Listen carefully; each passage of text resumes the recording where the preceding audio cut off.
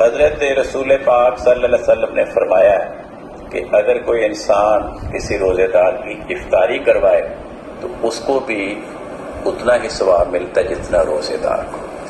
اب اس حدیث کے بارے میں بھی بعض اوقات لوگ عجیب و غریب رسوم میں مبتلا ہو جاتے ہیں۔ اب اس کا سیدھا سی بات ہے کہ اگر ایک انسان نے سحری کھائی ہے مگر شام کو اس کے پاس افطاری کا انتظام نہیں ہے، ہم اس کو کھانا مہیا کر دیتے ہیں تو ہمیں اس کا ثواب مل گیا، لیکن اس سے لوگ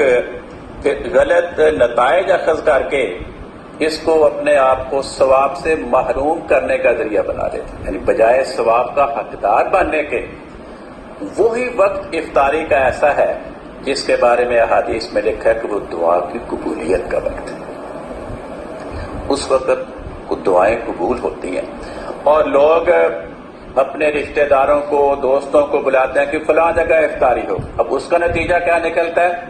جتنے افراد نے کسی کے گھر جانا ہے وہ اپنے آپ کو وہ جو دعا کی قبولیت کا وقت ہے اس میں دعائیں کرنے کی بجائے، تلاوت کرنے کی بجائے، ذکر الہی کرنے کی بجائے کوئی غسل کر رہا ہے، کوئی کپڑے استری کر رہا ہے، کپڑے تیار کر رہا ہے، کچھ سواری کا انتظام کر رہا ہے، اس کے گھر جا رہے ہیں۔ گھر والے جو ہیں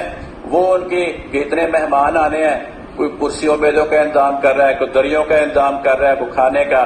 گھر والے بھی ان ساری برکات سے محروم ہو گئے، آنے والے بھی ان برکات سے محروم ہو گئے، اور پھر آ کر گپ شپ شروع ہو جاتی ہے، فلاں کا کیا حال ہے، فلاں کیسے ہے، فلاں کا۔ تو وہ وقت جو برکات کے حصول کا وقت ہے وہ اس حدیث سے ناجائز فائدہ اٹھاتے ہوئے اپنے آپ کو برکات سے محروم کرنے کا ذریعہ بن جاتا ہے۔ اس لیے حضرت خلیفۃ المسیح رابع رحمہ اللہ نے اس قسم کی باتوں سے منع فرمایا کہ یہ افطار پارٹیوں کا جو رواج ہے اس کی حوصلہ شکنی کی جائے، اس کی بجائے اس وقت کو دعاؤں میں، ذکر الہی میں، تلاوت کلام پاک میں گزارا جائے۔ ایک اور بات ہے